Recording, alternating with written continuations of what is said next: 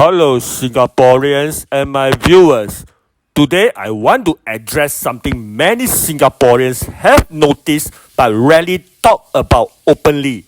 If you walk through certain parts of Little India, you will see an unusually high concentration of warning signs, such as punishment for volunteering causing hurt, no urination, liquor control zone, and such others. These signs are far more prominent and far more numerous than what we typically find in other parts of Singapore. And this naturally leads to an important question. Why are these signs concentrated here and not elsewhere? If such strict reminders are necessary, then it suggests that there is an underlying issue that needs to be understood clearly. If they are not necessary, then their presence raises another concern. What message are these signs sending and to whom? Let me be absolutely clear. This is not about race. This is not about nationality. This is not about blaming any particular group of people. This is about policies, urban planning, and communication, and whether we are addressing issues at their root. So, why is Little India filled with such signs? When only one area has a heightened level of notices reminding people of penalties, behaviors, or restrictions, it suggests that authorities believe something specific needs managing there. But if the same issues can happen elsewhere, and they can, why do we not see the same approach in other neighborhoods or town centers in Singapore? Is the PAP government applying consistent standards across Singapore, or only particularly in some particular zones? This is a question of fairness, transparency, and policy logic, not a question about people or communities.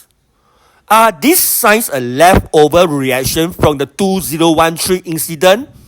Some may wonder whether these signs are a lingering response to the Little Indian riot more than 10 years ago, a difficult, isolated event that many Singaporeans still remember today. If so, it raises another question.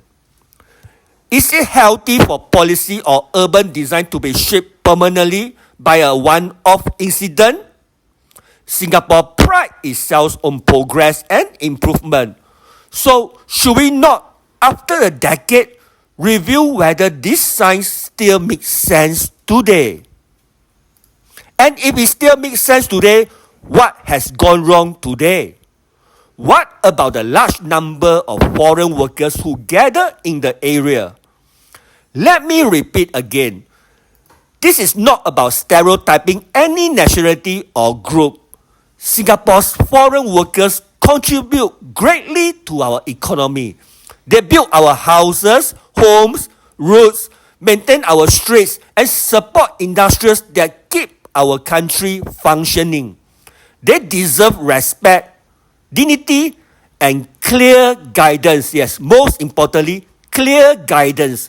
But as the foreign workforce grew over the years, we must also ask, did we prepare well enough for the social impact? Did we invest enough in community education, integration, and communication? Did we give foreign workers enough information about local expectations, laws, regulations, and social norms in a way they can understand? Yes, teach them in a way that they can understand.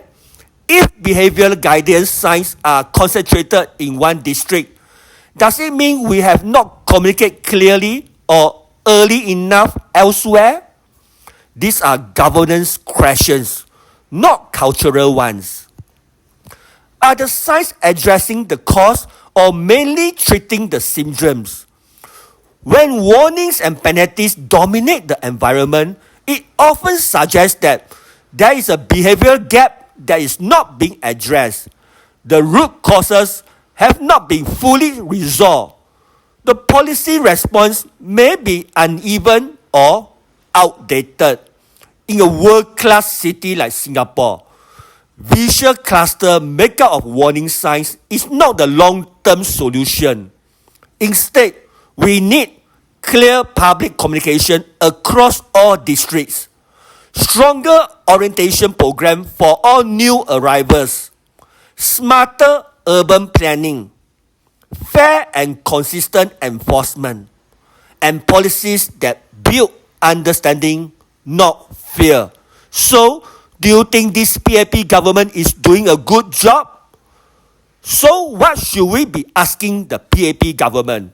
We should ask, why are these signs concentrated mainly in Little Indian area? What criteria determine where such signs are installed? Are we addressing the root issues or simply reacting to past events?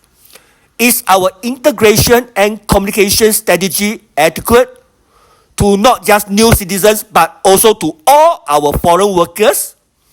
Are policies consistent across all parts of Singapore? These are very important questions any citizen in a transparent society should feel comfortable asking. And so, I want to ask all Singaporeans honestly, do you believe the PAP government is truly doing a good job in addressing such issues? Look at the neighborhood. Look at the policies. Look at the results. Is the PAP MP in that area doing enough or just collecting a fat pay? I don't know. What do you think? Has the situation improved under their watch?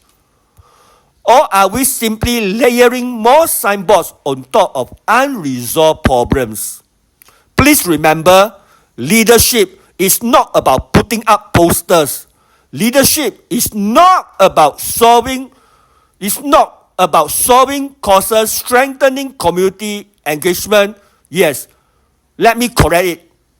Leadership is about solving the root of causes, strengthening community engagement, ensuring fair and consistent policies across all neighborhoods, and creating a Singapore where rules are respected because they make sense, not because warnings are everywhere. Do you agree? At the end of the day, the question is simple. Do you feel confident that things are improving under this PAP government? Or do you feel we are just managing symptoms while deeper issues remain untouched? As Singaporeans, we deserve honest answers, transparent governance, and policies that actually work, not band-aid solutions. Lastly, I would love to hear your thoughts. I am Puah. Thank you.